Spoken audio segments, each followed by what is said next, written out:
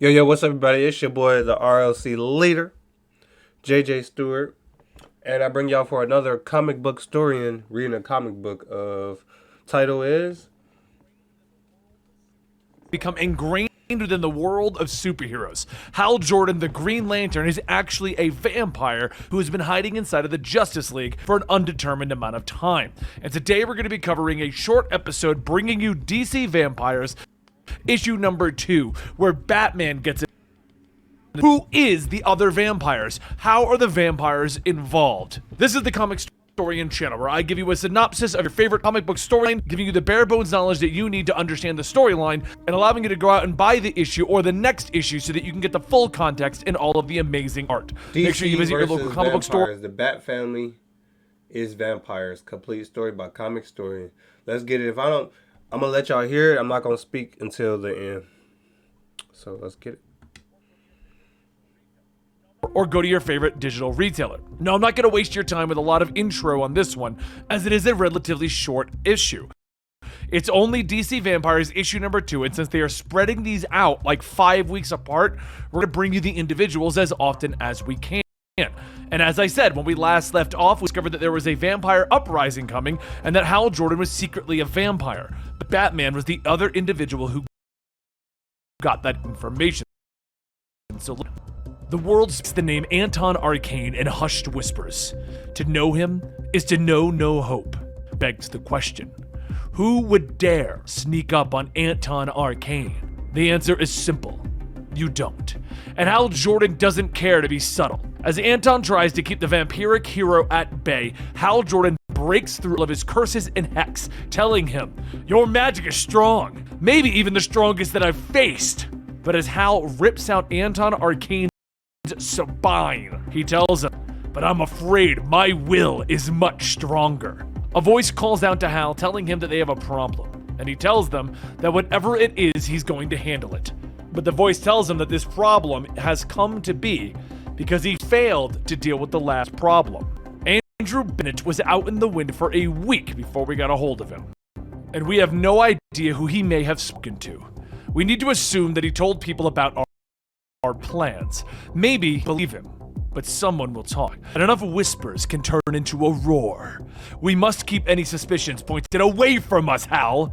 We have to keep the superheroes distracted and distrustful of each other. The last thing that we need is the wrong person figuring out who we are. The next day, Batgirl lays out in the sun when she sees Nightwing standing over her. She tells him that he looks really good. Much different to see him in the daylight. Speaking of which, why are the Bat family being called out in the middle of the day? Batman steps onto the balcony, telling them, "What we're about to discuss must stay between us. Come inside." All of the Bat family are gathered in the sunroom of the Wayne Manor.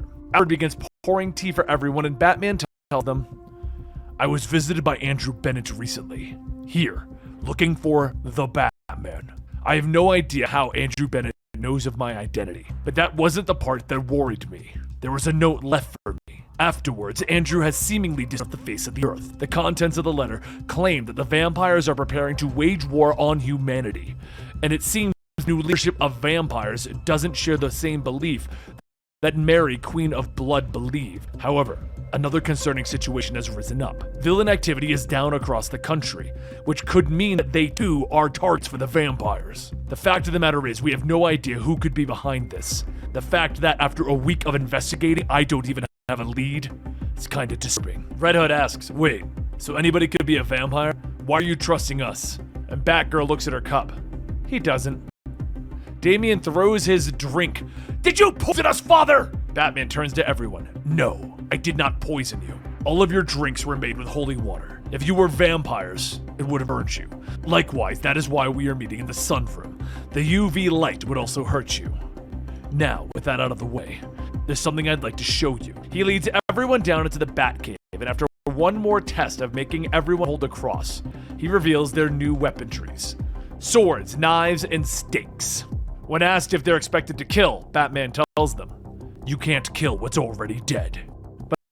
But later that night, over on the coast, Hal meets with the Flash, telling him that he needs to talk to him about something important. "Please, have a seat." Flash looks at the construct chair, telling him, "Well, if you're gonna show off, Seconds later, Flash grabs several pieces of debris from the beach and makes a chair, and the two sit down. Hal tells him that what he's about to tell him is fate of the world, end of all things bad. This is going to decide who lives and who dies. Has he happened to speak to anyone recently, Bruce or Clark? Flash tells him no. He wants to know what they're talking about first. Hal goes on explaining that he wanted his friend there.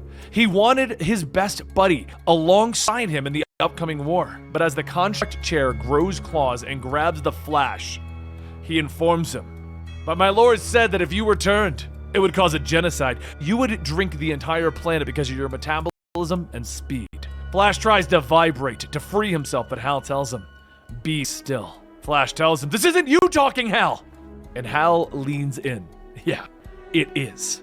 And with a snap, the Flash falls to the ground. Hal tells him that he's so sorry. He really did want to conquer the world with his friend. And there you have it, issue 2 of DC Vampires. Now, I did warn you at the beginning of this video, these are going to be short as DC Vampires is short. And I highly recommend picking up this issue yourself. I'll give you the link down below. There's a lot of back and forth with the Bat family that happens in the mansion, which I loved. I thought it was some of the best Bat family banter that I've read in a long time. And I really wish I could bring it to you guys here. But we're only here to give you a synopsis, not give you the beat-by-beat moments in every single comic book. I hope you guys enjoyed. And if you want to make sure you catch issue 3, which will be arriving in early January, make sure you subscribe, hit that like button, and turn on your notifications. Thank you guys so much for your continued support, and I'll see you next time right here. All right, everybody. That was the first. Oh, actually, this was the second episode of DC versus Vampires. I don't think he did a first episode. If he did, I'll make sure I put that in. I'll drop that video. His third one, he said the third one is not coming out until January, so that'll be a while. And I'll make a playlist of probably just comic book stories together, all comic book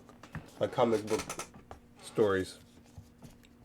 But yeah, this has been your boy, the Red Lantern Corps leader, JJ Stewart, and I'll be seeing y'all for the next video. Peace.